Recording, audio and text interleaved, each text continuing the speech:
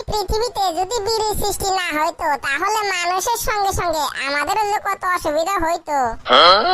কেন রে, এই পৃথিবীতে যদি বীরের সৃষ্টি না হইতো তাহলে মানুষের সঙ্গে সঙ্গে আমাকে অসুবিধা হইতো কেন? তোর হইলো একটা গোবর ভরা মাথা, তুই যে প্রশ্নটা করছ তাই তো যথেষ্ট। বিড়ি হইলো এই পৃথিবীর অমূল্য সম্পদ, খাইতে মুখতে আঁকতে হইতে সবসময় নামগো বিড়ি লাগে।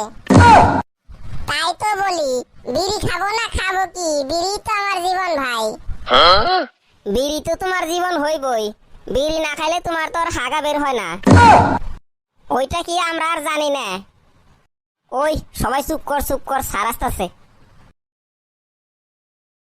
Good morning sir. Morning morning. তোরা সবাই চুপচাপ বস। তোদেরকে যে কালকে বলেছিলাম আজকে তোদেরকে কিছু প্রশ্ন করব, তোরা কি পড়াশোনা করে আসছিস না এমনি চলে আসছিস? দেখিস আজকে যদি তোরা প্রশ্নের উত্তর দিতে না পারিস তাহলে কিন্তু তোদের পিছনে চামড়া থাকবে না, একদম পেদে পেদে লাল করে দিব। ওই মন্টু তুই দাঁড়া, তোকে দিয়ে আগে শুরু করি। কালকে যে তোকে পড়াটা মুখস্থ করতে দিয়েছিলাম তা তুই মুখস্থ করছিস? না স্যার, আমি মুখস্থ করি নাই। কেন বাসায় পড়তে বসিসনি? না স্যার, পড়তে বসা হয়নি। যখন আমি পড়তে বসি ঠিক তখনই কারেন্ট চলে যায়। কারেন্ট তো আবার একটু পরেই চলে আসছে, তখন তুই পড়িসনি কেন? হ্যাঁ স্যার, কারেন্ট তো এসেছিল, কিন্তু আবার আমি যখনই পড়তে বসি ঠিক তখনই কারেন্ট চলে যায়। তারপরে তো আবারও কারেন্ট এসেছিল, তখন তুই পড়িসনি কেন? হ্যাঁ স্যার, কারেন্ট তো আবারও এসেছিল, কিন্তু আমি আর পড়তে বসিনি। কেন তুই পড়তে বসিসনি কেন? স্যার, পাশের ঘরে মা টিভি দেখতেছিল, যদি জানতে পারে আমি বই পড়ার বসলে বারে বারে কারেন্ট চলে যায় তাহলে আমাকে পেয়ে দিয়ে একবার লাল করে দিবে। ওই জন্য ভয়ে আর বসিনি। কি অজুহাতের বাবা, তুই কি ভাবছিস এই ধরনের ডায়লগ মেরে আমাকে পটাতে পারবি? ওটা কোনোদিনও সম্ভব না। তুই কান ধরে দাঁড়িয়ে থাক। গোবর্ধন এবার তুই দাঁড়া। তুই পৃথিবীতে এরকম 4টে কাজের কথা বল যেটা নাকি করা অসম্ভব। স্যার, 4টে অসম্ভব কাজ। 1 নাম্বার হলো পিঁপড়ার ঠোঁটে লিপস্টিক দেওয়া। 2 নাম্বার হলো হাতিকে কুলে নেওয়া। 3 নাম্বার হলো মশাকে শাড়ি পিন্দানো। আর 4 নাম্বার হলো বাকি 3টা সম্ভব হলো, এই 4 নাম্বারটা কোনোদিনও সম্ভব হবে না। সেটা হলো মেয়েদেরকে কিছু বোঝানো। তোর উদাহরণটা কিন্তু সেই দারুণ হয়েছে, তুই বস। এই মধুসূদন এবার তুই দাঁড়া। তুই বলতো বাংলায় কাল কত প্রকার?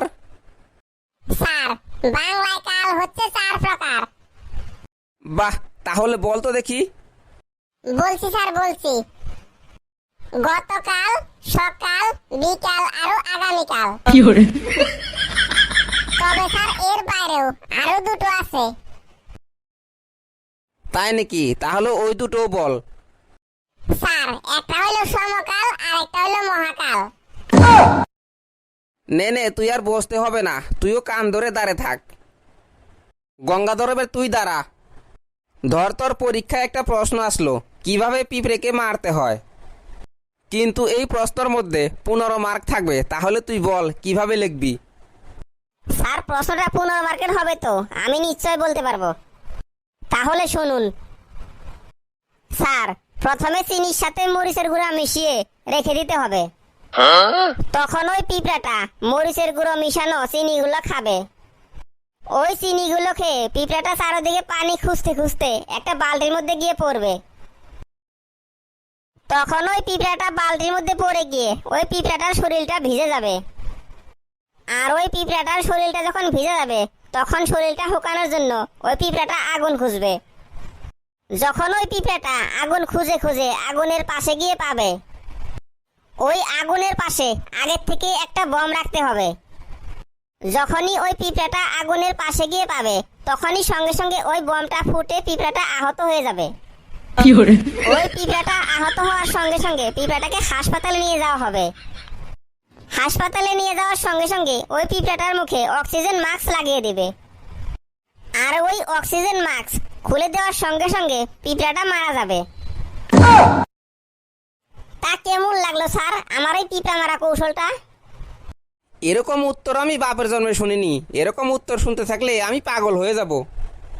তোদের ক্লাস আজকে এখানেই শেষ, আমি চলে যাচ্ছি। তা বন্ধুরা, আপনাদের কেমন লাগলো এই পিঁপড়া মারা কৌশলটা? যদি ভালো লাগে তাহলে অবশ্যই একটা লাইক কমেন্ট শেয়ার করবেন আর চ্যানেলটিকে সাবস্ক্রাইবও করে দিবেন।